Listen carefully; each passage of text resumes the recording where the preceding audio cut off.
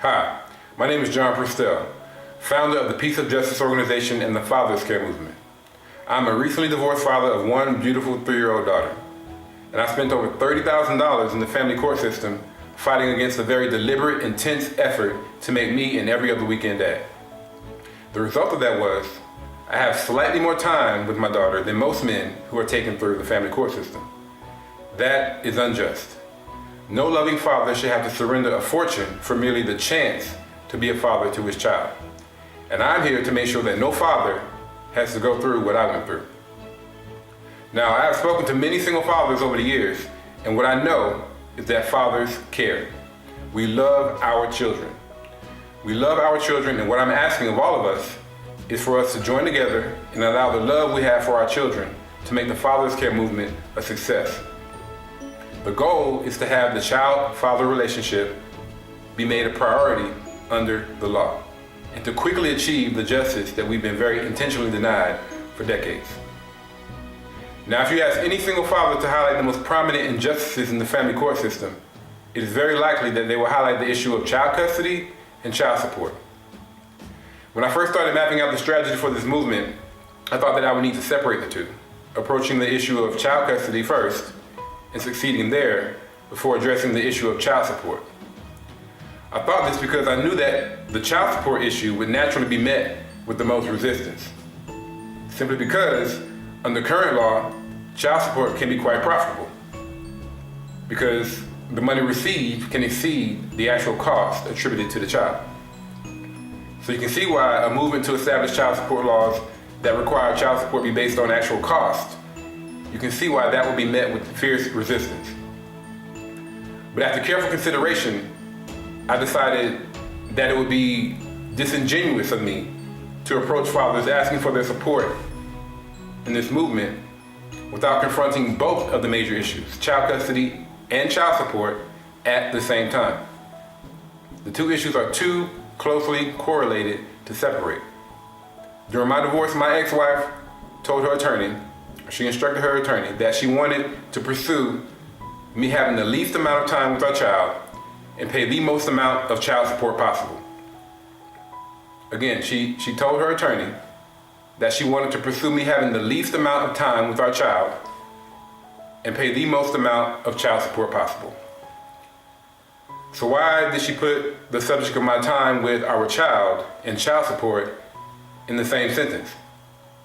It is because they are tightly correlated, and they are indeed too tightly correlated to separate in our pursuit of justice for single fathers. It's not enough for a father to obtain the right to see and parent his child after a failed relationship. He also needs to be guaranteed that he will not be put at a financial disadvantage by the government when compared to married fathers.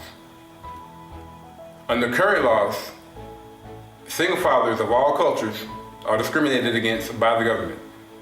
The government puts us at a financial disadvantage only because, for whatever reason, and we all have our reasons, only because we have decided not to be married. And the government has passed laws to punish us for making that choice of not being married. So we have to take on the issue of child custody and child support at the same time because there is no logical reason to separate the two. They are too closely correlated to separate. Now, from talking to fathers over the years, I also know that we are collectively fed up. But how have we responded? How have we responded? Many of us have simply retreated to our corners. We've decided, well, it's messed up, but I'm just going to suck it up and keep on moving. That's how we've dealt with it. We do this, some of us, in the name of being a man, being tough, but in reality, we are allowing ourselves to be intimidated by the system. We are backing down. That's right, we are backing down, and we have to stop doing that. We also have to stop believing that admitting that we need help is an indicator of weakness. We have to speak up, and we have to show up. That is the only way that we're going to realize the change that we're seeking. So where do we start? Initially, we start with 3 things. Number 1, build a coalition. Number 2, tell our stories. And number 3, put boots on the ground. Again, that's number 1, build a coalition. Number 2, tell our stories. And number 3, put boots on the ground. Now let's step through those things. So number 1, build a coalition of 100,000. It will far exceed that, but that's the initial target. That's the initial number that we're targeting, a coalition of 100,000. 100,000 men and women dedicated to obtaining the long overdue justice for single fathers. Now, since this is the Father's Care movement, one may naturally think that we are only appealing to men. But while this is primarily a man's issue or a men's issue, I know that there are women out there who are negatively affected by the current laws in place as well. In some of the same ways, the same exact ways that fathers are. I also know that there are a lot of women out there who agree that the child custody laws are unjust. There are a lot of women out there who grew up not seeing their fathers, or not seeing them very often, not because their father did not want to see them, but because the law made it impossible for them to see them. I know that there are a lot of daddy's girls out there who currently do not get to see their father only because of government interference. There are a lot of now grown up daddy's girls out there who did not get to see their fathers growing up only because of government interference. So the coalition of 100,000 men and women, this is a critical piece. The movement does not work without this piece. Now, you do not have to be a man who is a father to be a part of this coalition. You can be a future father. You can be a friend of a father. You can be the relative of a father. You can be a woman who loves her father. The important thing is that you understand the vital role of a father in the life of a child and the need to defend against anything that threatens a single father's ability to effectively carry out that role. If you are not a father yet, the results of this movement will be your insurance policy for when you are a father.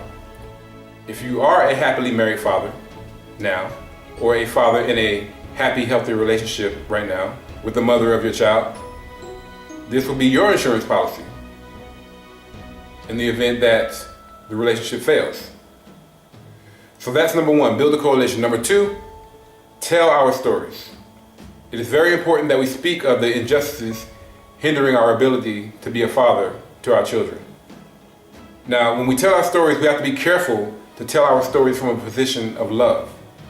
No matter what you may feel toward the mother of your child, you have to be careful to tell your story from a position of love. That's extremely important, telling your story from a position of love.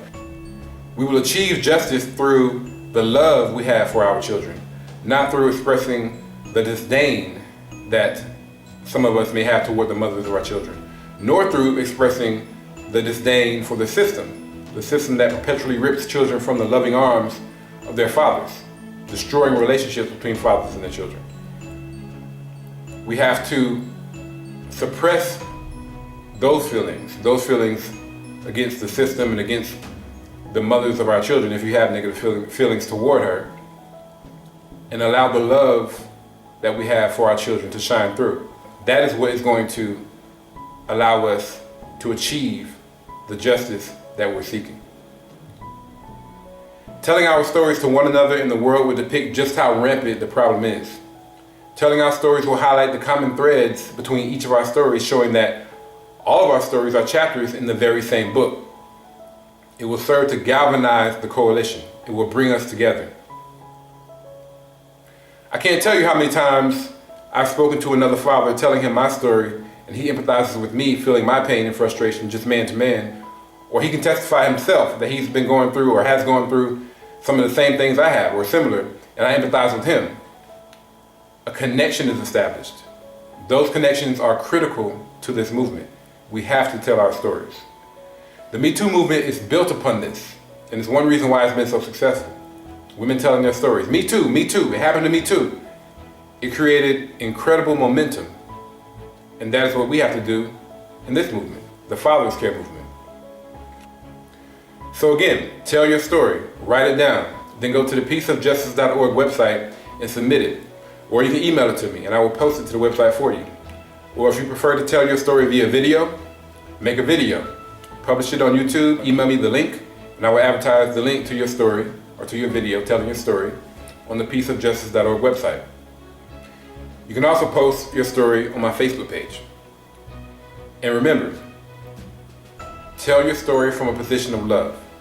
Let's let the collective love that we have for our children carry us through this movement. So that's number 2, tell our stories. Number 3, put boots on the ground. Now we have to do more than just talk to each other and everyone else about how messed up the situation is. We have to physically present our movement 100,000 strong. Something that organized protests of thousands of people, they think that's an outdated approach. I strongly disagree. There is still power in numbers. That will always ring true. This past New Year's Eve, I saw a CNN clip ranking the most important stories of 2018, and the Me Too movement was on that list. One of the ladies talking about the impact of the Me Too movement made a very profound statement. She said, "Do not underestimate the power of a group of people who are fed up. Do not underestimate the power of a group of people who are fed up." The Me Too movement was not started that long ago, and look at the powerful effect that it has had. It is still prominently in the media today, and I believe it will continue to be for a long time to come, because women understood and they understand that to enact major change, it takes more than talking about it. Thousands have showed up in organized marches in the US and abroad in support of the Me Too movement. It worked. It works. It takes boots on the ground. Now, how powerful are 100,000 men and women? 100,000 is more than can fit in the Mercedes-Benz Stadium where the Atlanta Falcons play here in Atlanta, Georgia. Think about that for a second. Think about how powerful that is. The last election for governor in Georgia was decided by less than 55,000 votes. Think about that for a second. 55,000 votes. Now imagine our coalition of 100,000 men and women showing up at the same place at the same time in Atlanta, Georgia, united on what we're working to achieve. That will be extremely powerful. This is Atlanta, Georgia. 100,000 men and women united in protest in Atlanta, Georgia is going to generate an enormous amount of momentum. It's going to make headlines. It's going to start a national conversation that will shed light on the injustices that single fathers currently face. Much more so than any documentary you can do on it or any YouTube video that you can make on the subject. While those things are very powerful as well, they're not quite as powerful as 100,000 men and women showing up. It will get the attention of our elected politicians and judges as well, who will see our coalition of 100,000 as at least 100,000 votes, but likely more than that, because each one in the coalition of 100,000 can surely influence the vote of at least one other voter, thereby effectively turning a coalition of 100,000 into hundreds of thousands or even millions. There is power in numbers, but we must do more than talk. We have to put boots on the ground. That is what I'm calling on us to do. Once we get our 100,000, and again, we will far exceed that, but that is the initial number that we're targeting. But once we get our 100,000, that is exactly what we're going to do. We're going to show up in Atlanta, Georgia for an organized protest. Now, I keep saying Atlanta, Georgia, because that is where I currently live. But men and women beyond Georgia's borders are more than welcome to join this movement. I welcome everyone. Let's all converge on Atlanta, Georgia and be a part of achieving something great. Because what we achieve here will have a ripple effect across the country. Now, when we show up, what do we want? What are we asking for? We're not going to just show up screaming no justice, no peace. We have to be clear about what we want. And what we want is to have the laws changed to support healthy relationships between single fathers and their children.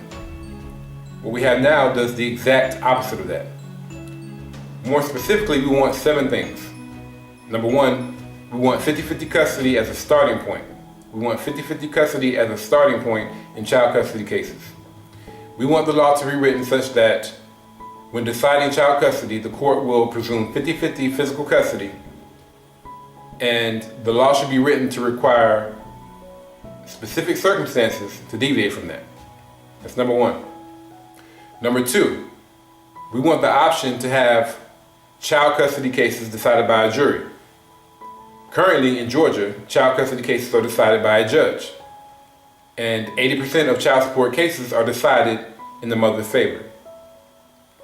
For decades, judges have shown that they are biased in favor of mothers. Single fathers want the option of having our child custody cases decided by a jury. There's an old saying, it takes a village to raise a child.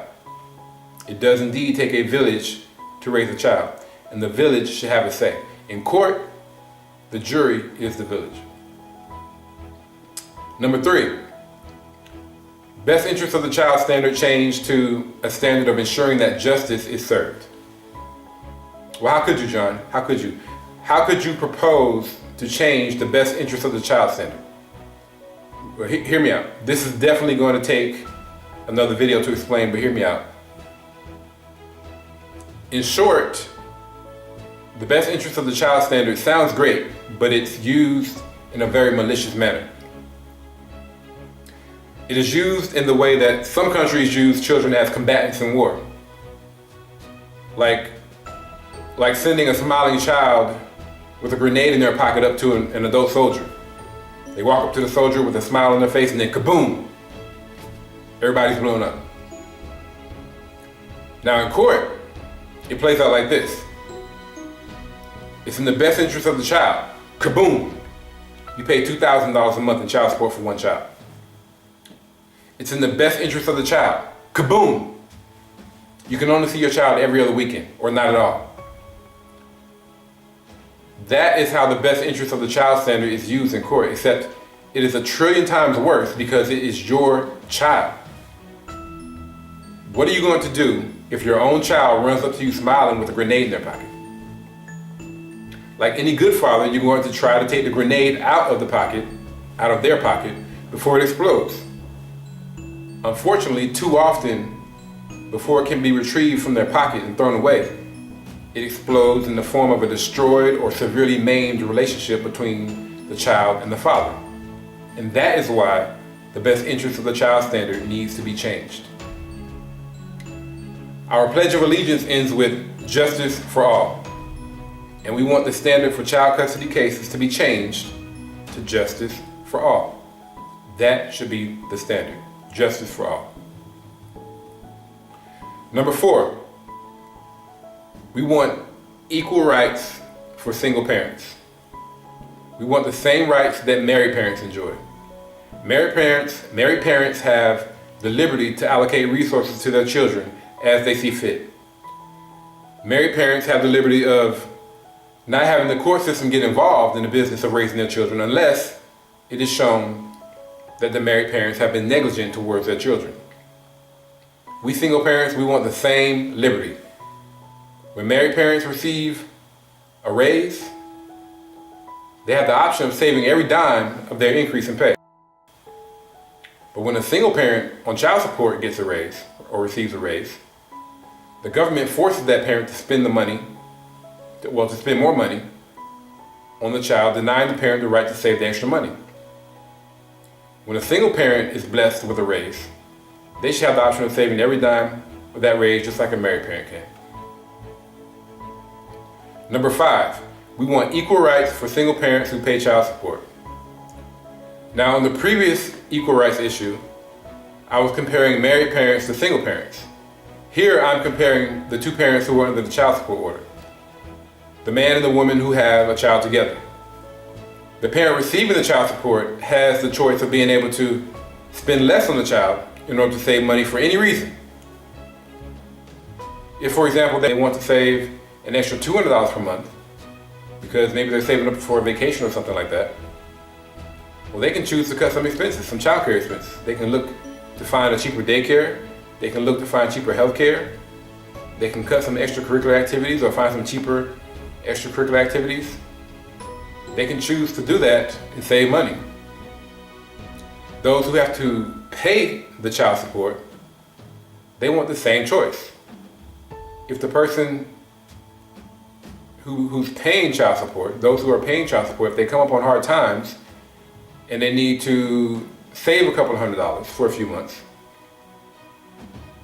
well, they should have the same liberty to cut back on some childcare expenses, just like the person receiving child support has. They have that liberty. The person paying child support should also have that liberty. And just like married parents have that same liberty, for that matter. Married parents can decide to cut back on some child care expenses anytime they want to, for whatever reason. The person paying child support needs to have that same flexibility when it comes to, especially when it comes to things that are non-critical. Because when life gets hard. And you have to adjust.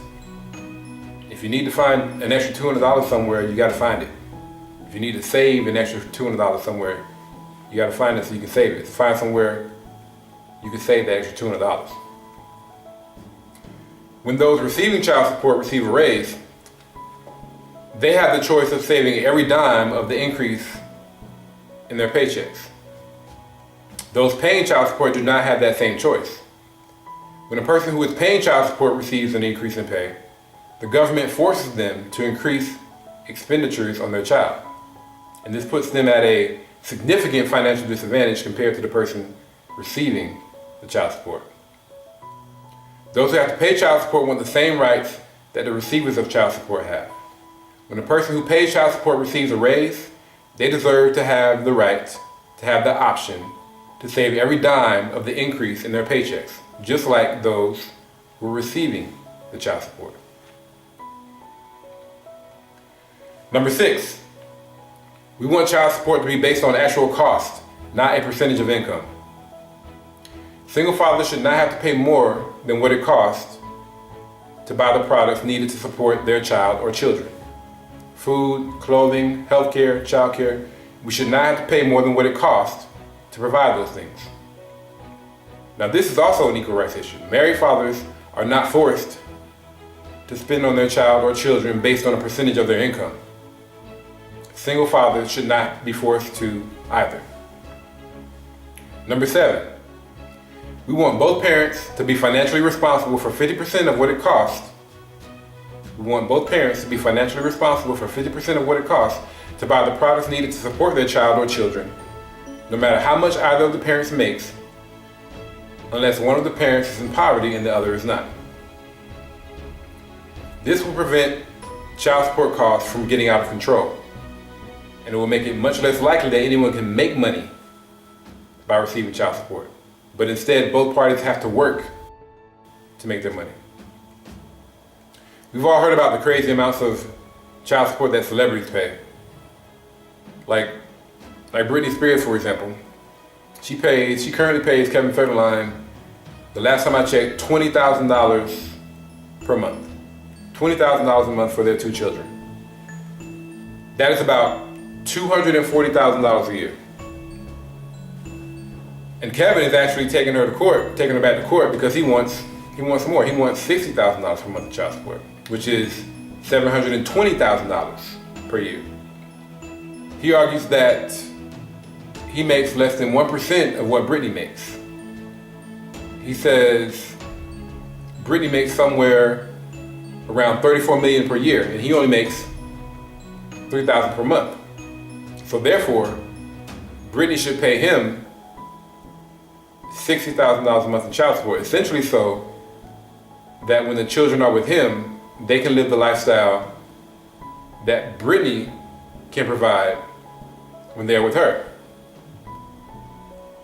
Now, I say that if Kevin Federline wants to provide a $34 million per year lifestyle for his children when they are with him, well then guess what? He needs to go out and make $34 million per year. If you want them to live a lavish lifestyle, the lifestyle that they would enjoy when they're with their mother, who makes $34 million per year, then you need to go out and make enough money to provide them with a lavish lifestyle. Kevin Federline. You should not be mooching off of the woman you are now divorced from. Divorce means you get a divorce because you don't want to be with that person anymore.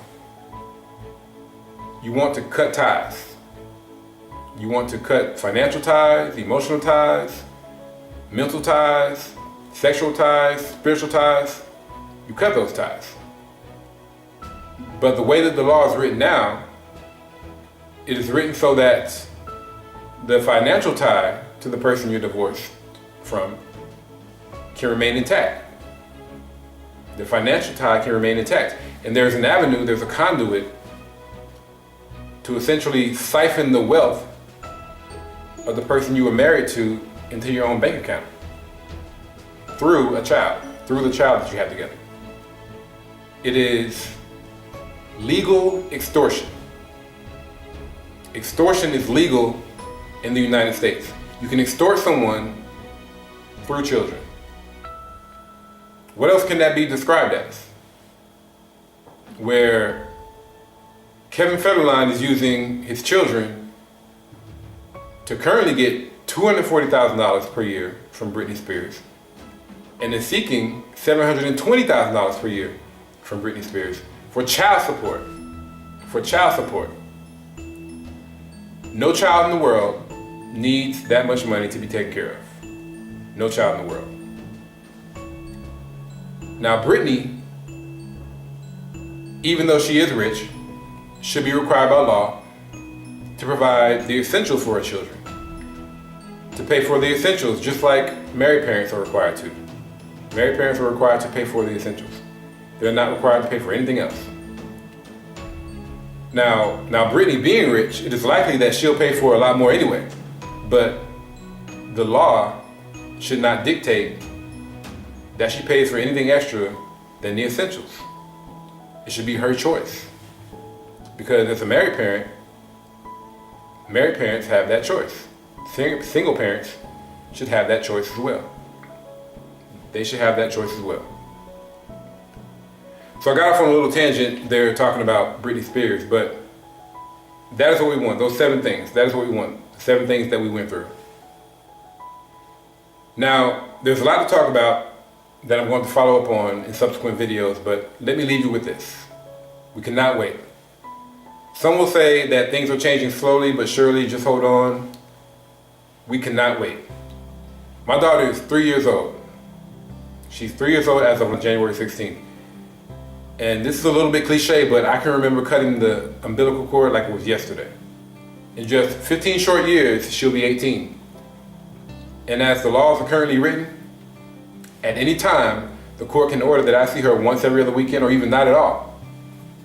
I don't have time. I don't have time to wait. We don't have time to wait.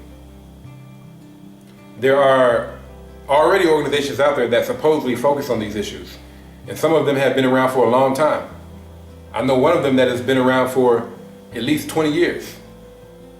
Well, 20 years ago, thousands of children were born to single fathers or fathers who eventually became single fathers, and those children were sentenced by the court system to seeing their fathers every other weekend or even less in many cases.